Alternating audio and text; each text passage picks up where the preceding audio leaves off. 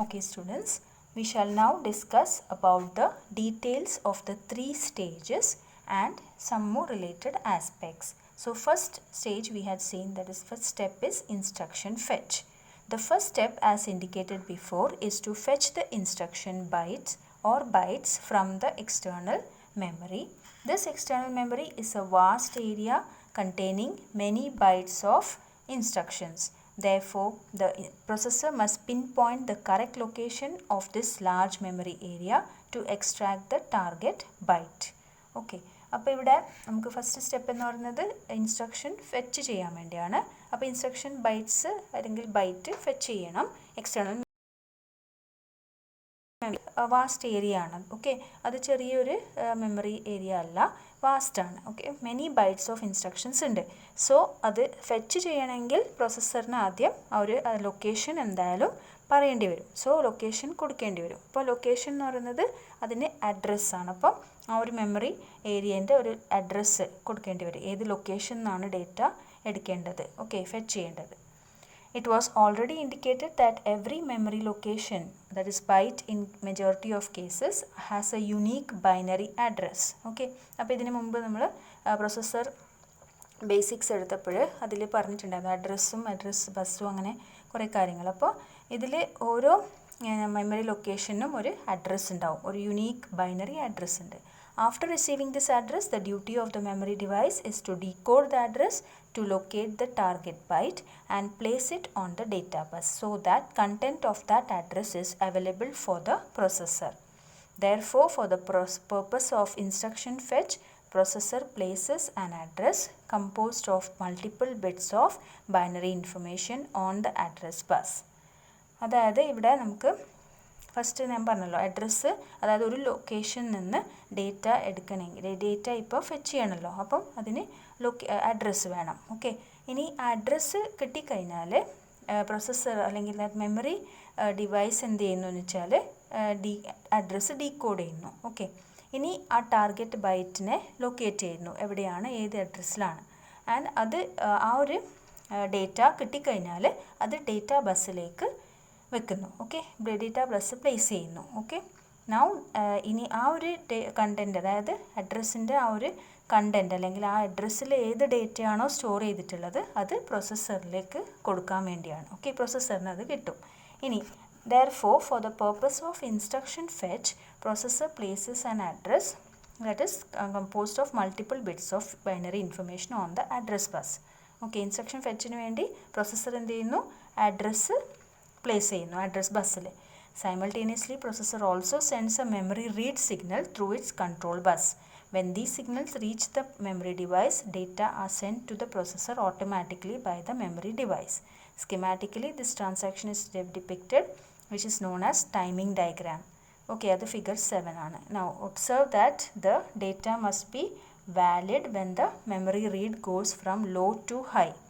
Address signals generated by the processor are stable at this stage to ensure valid data transaction. അതായത് ഈ ഒരു figure, that is figure 7 ആണ്. Okay, figure 7 ആണ് ഇവിടെ, actually 5.7 അല്ല, figure 7 ആണ്. ലെറ്റ് us കൺസിഡർ ആ ഫിഗറിൽ എങ്ങനെയാണെന്ന്. അതിനെയാണ് ടൈമിംഗ് ഡയഗ്രാം എന്ന് പറയുന്നത്. ഓക്കെ, അപ്പോൾ ഇവിടെ എന്ത് ചെയ്യുന്നു വെച്ചാൽ ഡേറ്റ ഇപ്പം ഫെച്ച് ചെയ്യണമല്ലോ, അപ്പോൾ ശരിക്കും അത് റീഡ് ഓപ്പറേഷനാണ്. ഓക്കെ, മെമ്മറി റീഡ് ഓപ്പറേഷനാണ്. അതുകൊണ്ട് തന്നെ മെമ്മറി റീഡ് സിഗ്നലും കൂടി സെൻഡ് ചെയ്യേണ്ടി വരും. പ്രോസസ്സർ അത് സെൻഡ് ചെയ്യുന്നു കൺട്രോൾ ബസ്സിൽ. ഓക്കെ, ഇനി ഈ സിഗ്നൽസ് മെമ്മറിയിലേക്ക് എത്തിക്കഴിഞ്ഞാൽ ഡേറ്റ എന്ത് ചെയ്യുന്നു, പ്രോസസ്സറിലേക്ക് ഡയറക്റ്റ്ലി, അതായത് ഓട്ടോമാറ്റിക്കലി മെമ്മറി ഡിവൈസ് ഡേറ്റ പ്രോസസ്സറിലേക്ക് സെൻഡ് ചെയ്യും. ഓക്കെ, അപ്പോൾ ഇവിടെ that is memory read signal low to high, അതായത് ആവുന്ന സമയം വരെ മാത്രമാണ്. അതായത് ലോ ആയിരിക്കണം, മെമ്മറി റീഡ് സിഗ്നൽ ലോ ആയിരിക്കണം. ആ സമയത്താണ് ആക്ച്വലി ഈ ഡേറ്റ റീഡ് ചെയ്യുന്നത്. ഓക്കെ, അപ്പോൾ ഇവിടെ നമുക്ക് കാണാം, അതായത് ഫസ്റ്റ് ഇപ്പോൾ അഡ്രസ് ഫ്രം ദ പ്രോസസ്സർ. അപ്പോൾ പ്രോസസ്സർ എന്ത് ചെയ്യുന്നു, അതായത് അഡ്രസ്സ് സെൻഡ് ചെയ്യുന്നു. ഓക്കെ, ഇനി മെമ്മറി റീഡ് സിഗ്നലും പ്രോസസ്സർ തന്നെ സെൻഡ് ചെയ്യുന്നു. അപ്പോൾ ഇവിടെ ആക്റ്റീവ് ലോ സിഗ്നലാണ്, കണ്ടോ. അപ്പോൾ ഇത് ആക്റ്റീവ് ലോ ഉദ്ദേശിച്ചതെന്ന് വെച്ചാൽ ഈ ഒരു റീഡ് ഓപ്പറേഷൻ സമയത്ത് എന്തായാലും റീഡ് സിഗ്നൽ ലോ ആയിരിക്കണം. ഓക്കെ, ആ സമയത്താണ് റീഡ് ചെയ്യുന്നത്. ഇനി data from the memory device to processor, അതായത് ഇവിടെ നമുക്ക് മെമ്മറി ഡിവൈസിൽ നിന്ന് പ്രോസസ്സറിലേക്ക് ഡേറ്റ വരും. ഓക്കെ, അത് റീഡ്, അതായത് ശരിക്കും പറഞ്ഞാൽ നമ്മളിപ്പോൾ ഈ പറയുന്നത് ഇൻസ്ട്രക്ഷൻ ഫെച്ച് ആണല്ലോ. അപ്പം മെമ്മറിയിലാണ് എന്താണ് ഓരോ ഇൻസ്ട്രക്ഷൻ്റെ കോഡ് ഉള്ളത്, റൈറ്റ്? അപ്പം ആക്ച്വലി ഇൻസ്ട്രക്ഷൻ അല്ല, അതിൻ്റെ കോഡാണ് ഉണ്ടാവുക. സോ ആ കോഡ് എന്ന് പറയുന്നത് അതാണ് ഡേറ്റ ഇവിടെ കൺസിഡർ ചെയ്യേണ്ടത്. ഓക്കെ, അപ്പോൾ ആദ്യം ആ ഒരു ലൊക്കേഷൻ്റെ അഡ്രസ്സ് പ്രോസസ്സർ സെൻഡ് ചെയ്യും. ഓക്കെ, ഇത് മനസ്സിലാക്കുക, ഈ ഒരു ഓപ്പറേഷൻ മനസ്സിലാക്കുക, അത് ഇമ്പോർട്ടൻ്റ് ആണ്. അപ്പോൾ ഇവിടെ എന്താണ് ആദ്യത്തെ സ്റ്റെപ്പ് എന്ന് പറയുന്നത് പ്രോസസ്സർ അഡ്രസ്സ് സെൻഡ് ചെയ്യുന്നു. ഓക്കെ, അപ്പം അത് എപ്പോഴും നമ്മൾ പറഞ്ഞിട്ടുണ്ടായിരുന്നു അഡ്രസ് ബസ് യൂണി ഡയറക്ഷനിലാണ് അല്ലേ, അതായത് പ്രോസസ്സറിൽ നിന്ന് മെമ്മറിയിലേക്കാണ് അഡ്രസ്സ് പോകുന്നത്. സോ അഡ്രസ്സ് കിട്ടിക്കഴിഞ്ഞാൽ പിന്നെ ആ അഡ്രസ്സിലുള്ള ഡേറ്റയാണല്ലോ വേണ്ടത്.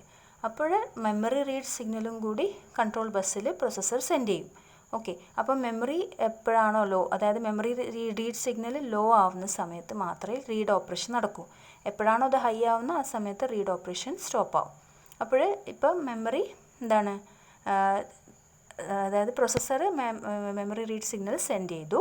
ഇനി അതിൻ്റെ കറസ്പോണ്ടിങ്, അതായത് ആ അഡ്രസ്സിൻ്റെ ലൊക്കേഷൻ, അതായത് ലൊക്കേഷൻ്റെ അഡ്രസ്സ് ഉണ്ടാവുമല്ലോ, ആ ലൊക്കേഷൻ്റെ അവിടെ ഏത് ഡേറ്റയാണോ സ്റ്റോർ ചെയ്തിട്ടുള്ളത് ആ ഡേറ്റ ഇനി ഡേറ്റ ബസ്സിലേക്ക് വന്ന് അത് പ്രോസസ്സറിലേക്ക് പോകും.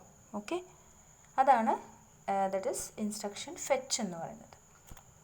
ഓക്കെ, അപ്പോൾ ഇവിടെ one question may arise here that how out of so many devices interface with the address data and control bus, correct device would pay attention to the processor's demand and that the other devices would remain silent.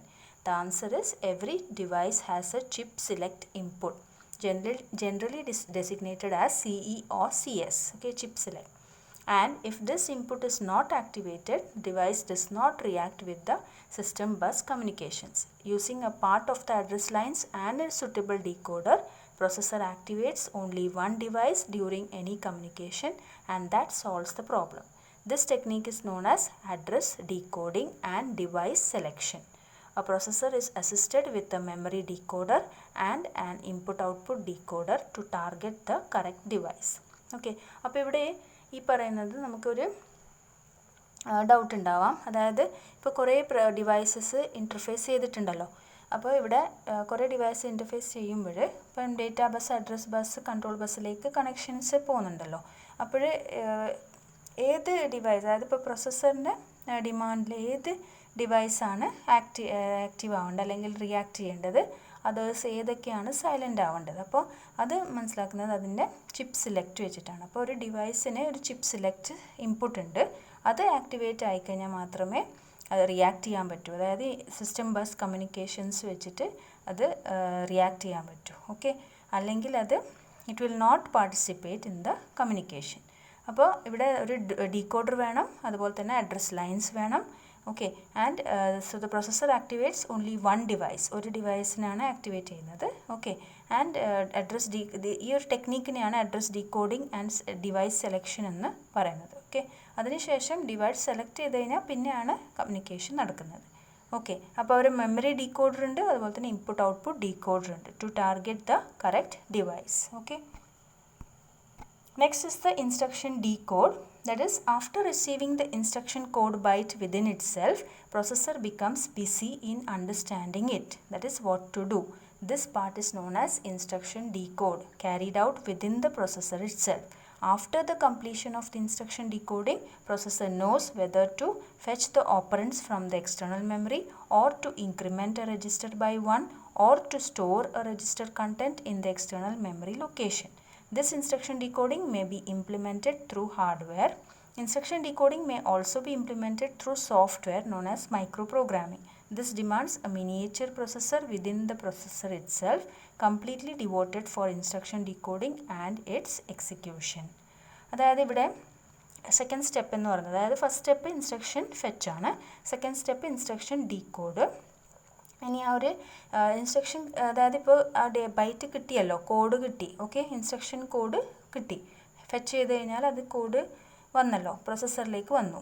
ഇനി processor എന്ത് ചെയ്യുന്നു വെച്ചാൽ അതിന് മനസ്സിലാക്കണം ഏത് type of ഇൻസ്ട്രക്ഷനാണ്.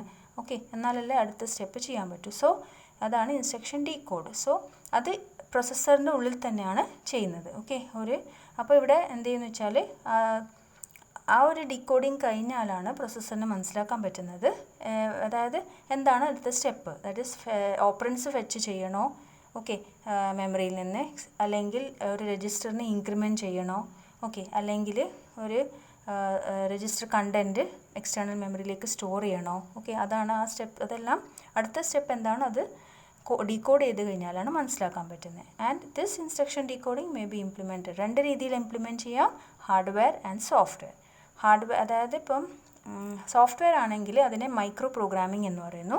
അവിടെ എന്താണെന്ന് വെച്ചാൽ ഒരു മിനിയേച്ചർ പ്രോസസ്സറിൻ്റെ ഉള്ളിൽ തന്നെ ഉണ്ടാവും. ഓക്കെ, മെയിൻ പ്രോസസ്സറിൻ്റെ ഉള്ളിൽ തന്നെ ഒരു മിനിയേച്ചർ, അതായത് ചെറിയൊരു പ്രോസസ്സർ ഉണ്ടാവും. Okay, and that processor will be completely devoted, അല്ലെങ്കിൽ ഫുള്ളി അത് ഇൻസ്ട്രക്ഷൻ ഡീകോഡിങ്ങിനും അതുപോലെ തന്നെ അതിൻ്റെ എക്സിക്യൂഷനും വേണ്ടിയാണ് യൂസ് ചെയ്യുന്നത്. Okay, next is the instruction execute. So this is the last and final phase of an instruction's execution. Depending upon the instruction, one or several operations are implemented by the processor. Once this part is complete, processor looks forward for the next instruction, fetch, decode, execute, and the process continues. Okay, അപ്പോൾ ഇവിടെ അടുത്തത് instruction decode ചെയ്ത് കഴിഞ്ഞാൽ പിന്നെ instruction execute ചെയ്യാനാണ്.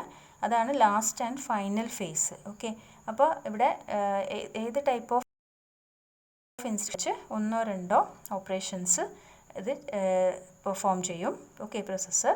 And ഈ ഒരു part complete ആയി കഴിഞ്ഞാൽ, എക്സിക്യൂട്ട് ചെയ്ത് കഴിഞ്ഞാൽ പിന്നെ അടുത്ത ഇൻസ്ട്രക്ഷൻ ഫെച്ച് ചെയ്യാനും പിന്നെ അത് ഡീകോഡ് ചെയ്യാനും അതുപോലെ തന്നെ എക്സിക്യൂട്ട് ചെയ്യാനും, സോ അങ്ങനെ ആ പ്രോസസ്സ് കണ്ടിന്യൂ ചെയ്തുകൊണ്ടിരിക്കും. അപ്പോൾ ഓരോ ഇൻസ്ട്രക്ഷനും ചെയ്തുകൊണ്ട് ഫൈനലി ലാസ്റ്റ് ഇൻസ്ട്രക്ഷനിലേക്ക് വരും. ആ പ്രോഗ്രാമിൻ്റെ എല്ലാ ഇൻസ്ട്രക്ഷൻസും അപ്പോൾ അതേ രീതിയിലാണ് ചെയ്യുന്നത്, ഫെച്ച്, ഡീകോഡ് ആൻഡ് എക്സിക്യൂട്ട്.